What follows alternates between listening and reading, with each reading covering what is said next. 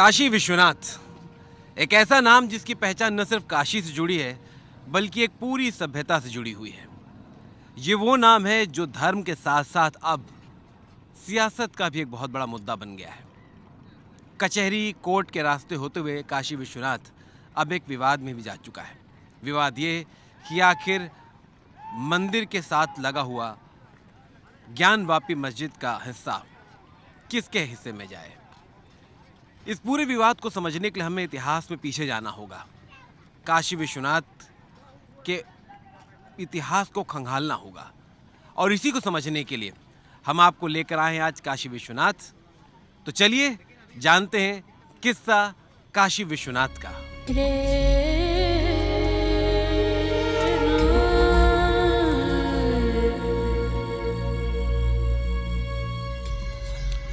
काशी विश्वनाथ में मैं काफ़ी सालों बाद आया हूँ और जब मैं काफ़ी सालों बाद आया हूँ तो मैं इसे बिल्कुल भी पहचान नहीं पा रहा हूँ, क्योंकि ये काशी विश्वनाथ वो नहीं है जो मैंने देखा था। यहाँ की इमारतें बदल चुकी हैं, यहाँ के सड़कें, यहाँ के रास्ते, यहाँ की सीढ़ियाँ, सब कुछ बदल चुका है। ये वो है ही नहीं जिसके लिए काशी को मैं पहचानता था, ये दूसरी है। तो अब ये नया निर्माण जो हुआ है, इस नए निर्माण को अगर हम देखते हैं तो इस नए निर्माण के पीछे पुराने निर्माण की कहानी को भी समझना जरूरी है।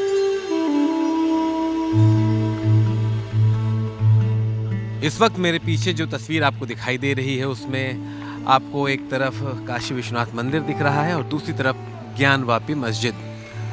यही वो प्रांगण का हिस्सा है। उस तरफ का हिस्सा जो है वहाँ पर आपको जो दिख रहा है वही विवादास्पद स्थल है। वहीं को लेकर विवाद ये चल रहा है कि ज्ञानवापी मंदिर मस्जिद जो है वो मंदिर को तोड़ करके बनाई गई है और कुछ का दावा है कि नहीं, ये तोड़ कर नहीं बनाई गई, यहाँ पहले से था। फिर बोला गया वहाँ स्वयंभू शिवलिंग का उदय हुआ और एक पक्ष का कहना है कि नहीं, हमने कुछ समय पहले कुएं की सफाई कराई थी, उसमें ऐसा कुछ नहीं मिला।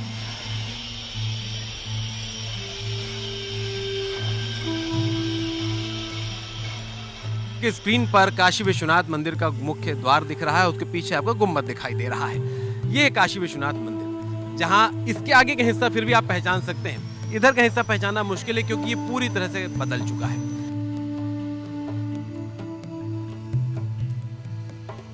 पुराने निर्माण की कहानी क्या है? कुछ लोग कहते हैं कि इसका निर्माण राजा टोडरमल ने करवाया था, वो अकबर के दरबारी हुआ करते थे। और कुछ इतिहासकार बोलते हैं कि नहीं, उस जमाने में भी बड़ा छोटा मंदिर बनाया था, टोडरमल ने बड़ा नहीं बनवाया था। कुछ कहते हैं कि अकबर की इजाज़त थी, उसने दीन इलाही की शुरुआत की थी और दीन इलाही के तहत वो मानता था कि हर धर्म को बढ़ावा देना चाहिए। लेकिन कुछ इस बात से इत्तेफाक नहीं रखते। वो कहते हैं कि इसके पहले भी मंदिर था और उसकी कहानी कुछ और है, वो अभी विवाद का विषय है। फिर वहीं कुछ लोगों ने कहा कि देखिए ये सब तो ठीक है, साथ ही साथ ज्ञानवापी का हिस्सा भी है, तो वो निर्माण कब हुआ उसको लेकर विवाद है। अब वो कोर्ट में मामला, कचहरी में चल रहा है, सियासत में चल रहा है। उसका लॉजिक ये दिया जाता है, उसका तर्क ये दिया जाता है कि भाई देखिए ज्ञानवापी का निर्माण औरंगजेब के वक्त में हुआ, क्योंकि वो अकबर के दीन इलाही से संतुष्ट नहीं था, खुश नहीं था, वो तोड़ना चाहता था, उसने तोड़ दिया।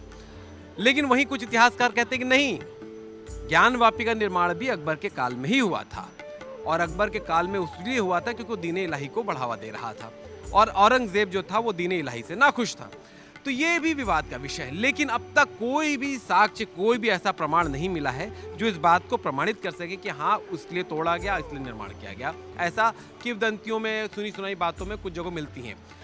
तो इसलिए ये जानना ज़रूरी है कि अब जब ये मामला कोर्ट में है, सियासत में है, तो इसकी पूरी असली कहानी क्या है, इतिहासकार और यहाँ के पुजारी, यहाँ के मंदिर के लोग क्या कहते हैं। चलिए पता लगाते हैं काशी विश्वनाथ की इस कहानी में।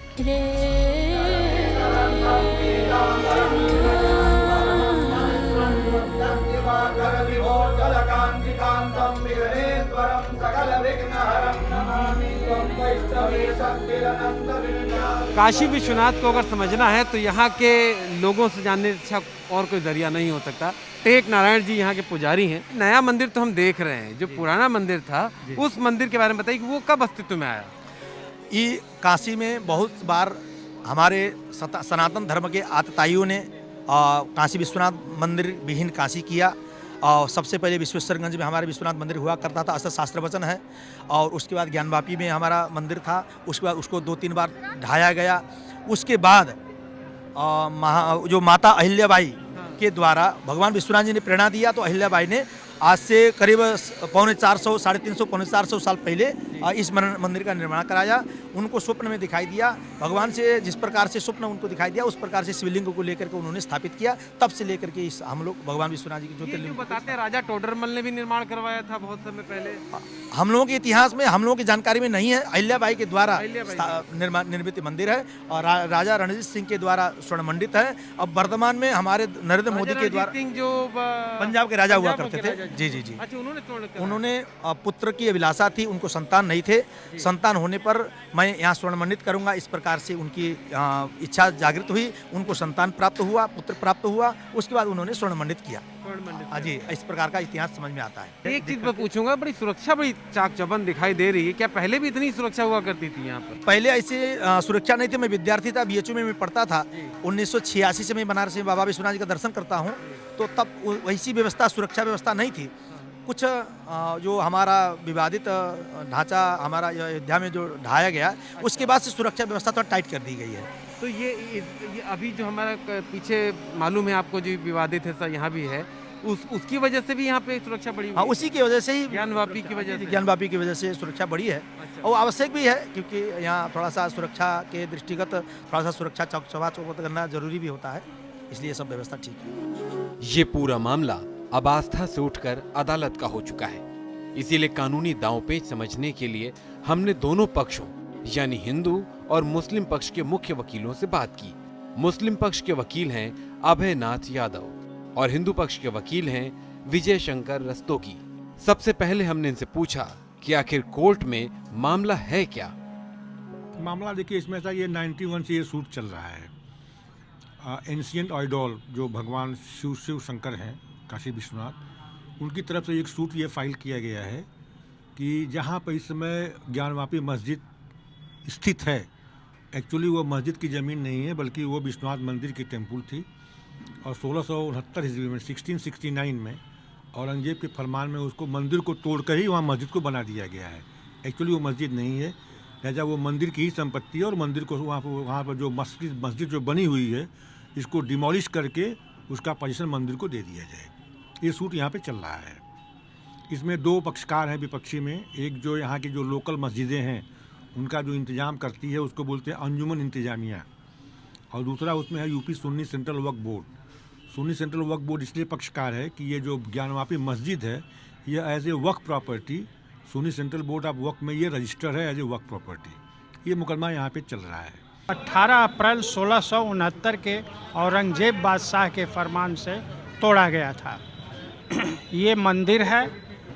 मंदिर में हिंदुओं को पूजा पाठ करने का अधिकार है, मुसलमानों को उसमें अधिकार नहीं है।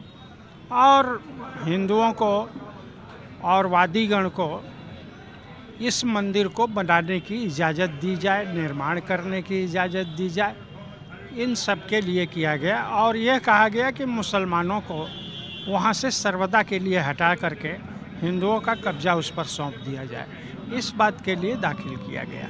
इस पूरे मामले में जिक्र आता है साल 1991 में बने पूजा स्थल कानून का, जिसके मुताबिक 15 अगस्त 1947 के पहले अस्तित्व में आए किसी भी धर्म के पूजा स्थल को किसी दूसरे धर्म के पूजा स्थल में नहीं बदला जा सकता। अयोध्या राम मंदिर को इसमें अपवाद रखा गया था। ऐसे में सवाल लाजमी है कि कोर्ट में इस मुद्दे पर क्या दलील दी गई।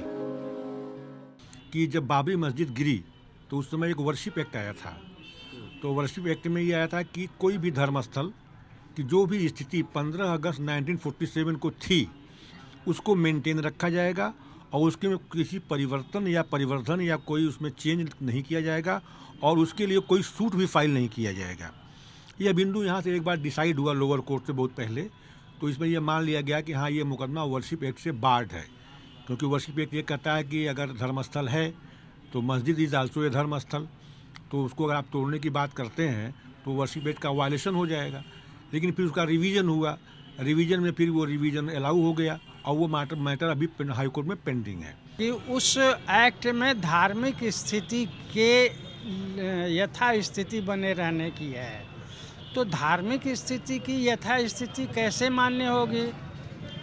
तो मंदिर अगर था तो मंदिर रहेगा, और हम कहते हैं कि वो मंदिर है तो उसको हम कहाँ कन्वर्ट कर रहे हैं मस्जिद में? मस्जिद तो कभी हुआ ही नहीं, इसलिए जो है वो ये बात चलने में कोई रुकावट नहीं है।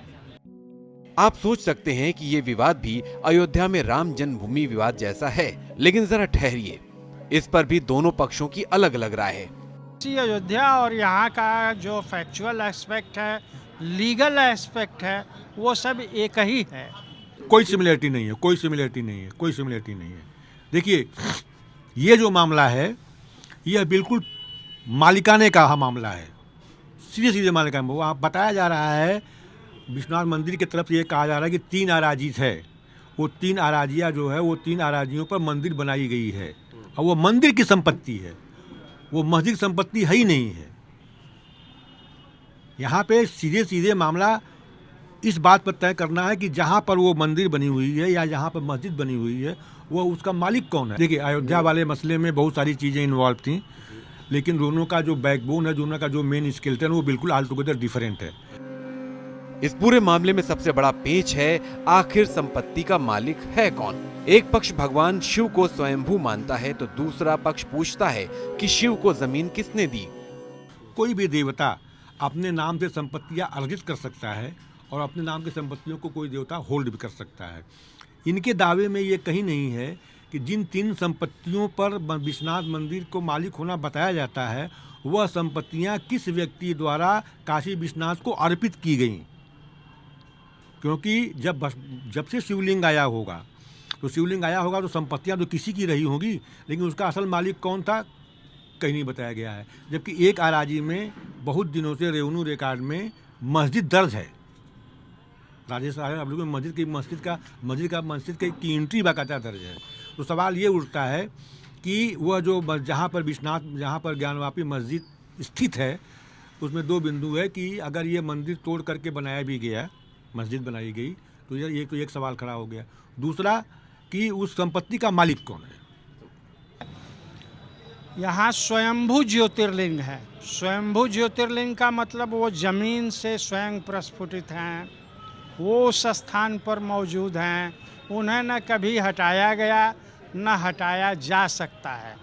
वो मुसलमानों ने किया क्या कि वो 100 फीट के हैं, उनकी लंबाई 100 फुट की है, अर्घा की गहराई 100 फुट की है, जिसमें गंगा जी के एक स्रोत का जल बराबर गिरता रहता था उनके सिर पर। इस प्रकार की आकृति थी। तो उसको तोड़ा नहीं गया, बल्कि उसे मलबों से ढक करके, बड़े बड़े पत्थर की पटिया से उसको ढक करके और दालान के रूप में बना दिया गया, जिसको मुसलमान कहते हैं कि ये मस्जिद हो गया। लेकिन जहाँ बुत है, जहाँ लिंग है, भगवान मौजूद हैं, वहाँ मस्जिद हो ही नहीं सकती। ये उनका स्वयं का विधान कहता है। मस्जिद थी ही नहीं, मस्जिद हो ही नहीं सकती। 1947 में भी नहीं। जहाँ देवता 100 फुट का बैठा हुआ वो वहाँ मस्जिद होगी? ये बताइए, जहाँ देवता 100 फुट का बैठा हुआ है उसके ऊपर मुसलमान नमाज पढ़ सकते हैं? खुदा कबूल नहीं करेगी। उनका हदीस कहता है, उनका शरीयत कहती है, उनका वो कुरान कहता है। तो जो भी है, जो विरोध कर रहे हैं वो मुसलमान है ही नहीं है, वो विधर्मी भी नहीं है, वो शरारती तत्व हैं। सही मुसलमान इसका विरोध नहीं कर रहा है, ये भी तथ्य है। 2021 में निचली अदालत में जब ये मामला था तो निचली अदालत ने इस पूरे मामले को भेजा एएसआई के पास और कहा कि आप जाके ज्ञानवापी मस्जिद का सर्वे करें और उस पूरे इलाके का सर्वे करके रिपोर्ट हमारे सामने पेश करें। लेकिन इसी साल इलाहाबाद हाई कोर्ट ने लोअर कोर्ट के इस फैसले पर स्टे लगा दिया और कहा नहीं, पहले राज्य सरकार और केंद्र सरकार इस पूरे मामले में हलफनामा दे, और मामला अभी भी लंबित है। फैसला अभी तक आया नहीं है। लोअर कोर्ट के सामने जब यहाँ भी अब कहा गया कि एएसआई की रिपोर्ट आ जाए, आर्कियोलॉजिकल सर्वे ऑफ इंडिया वहाँ जाकर देखे और उसमें सब चीज़ों को खोदे, मंदिर को देखे। ये भी कहा गया कि साहब जहाँ पर मस्जिद है उसका जो मिडिल टॉम्ब है उसके नीचे 100 फीट अंदर एक ज्योतिर्लिंग है। मैंने लोअर कोर्ट के सामने एक बहुत ही जेन्युइन और बहुत ही नेचुरल सवाल खड़ा किया, क्योंकि मंदिर की तरफ से ये कहा गया कि जब 1669 में मंदिर तोड़ी गई तो उस समय जो ज्योतिर्लिंग था शंकर भगवान का, वह अपने मूल स्थान पर ही उसको सुरक्षित कर लिया गया था, जहाँ पर आज टेम्पल बना हुआ है। फिर इन्होंने ASI के लिए जब एप्लीकेशन दिया तो इन्होंने कहा कि जो मस्जिद है उसके नीचे ज्योतिर्लिंग है। मैंने सवाल किया कि 2 ज्योतिर्लिंग कहाँ से आ जाएंगे? अगर एक बार आप यह कहते हैं कि एक ज्योतिर्लिंग, जब मस्जिद तोड़ी गई उस समय वहाँ के लोगों ने, तत्समय के लोगों ने अगर वो ज्योतिर्लिंग को प्रोटेक्ट कर लिया, प्रिजर्व कर लिया, और आज भी वो ज्योतिर्लिंग अपनी जगह पर कायम है, जो देश के 12 ज्योतिर्लिंगों में से एक है, फिर आप वो दूसरे ज्योतिर्लिंग की खुदाई करने के लिए मस्जिद क्यों खोदना चाहते हैं? इस पर लोअर कोर्ट ने कोई ध्यान नहीं दिया। तथ्यात्मक साक्ष्य ले आने के लिए, उसकी धार्मिक स्थिति का निर्धारण करने के लिए निवेदन न्यायालय से किया गया कि उसकी खुदाई करा दी जाए और पुरातत्वविदों से, archaeological survey of India new Delhi से उसकी सर्वे करा करके, पुरातत्व विभाग से करा करके एक्सपर्ट कमेटी की रिपोर्ट ले ली जाए कि पहले वहाँ मंदिर था कि नहीं, और उसको गिराने का अवशेष भी मौके पर मौजूद है, डेब्रिस मौजूद है। वो पुरातत्वविद ये देख करके बताएं कि मौके पर जो डेब्रिस है वो मंदिर का है कि मस्जिद का है। तो ये आदेश हुआ, उस आदेश के विरुद्ध मुसलमान पक्ष न्यायालय में, उच्च न्यायालय में गया है।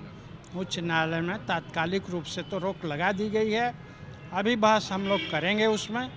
यानी अयोध्या की तरह यहाँ भी खुद भगवान अपना मुकदमा लड़ रहे हैं और जो धैर्य के साथ इंतजार कर रहे हैं कि अदालत कब अपना फैसला सुनाएगी।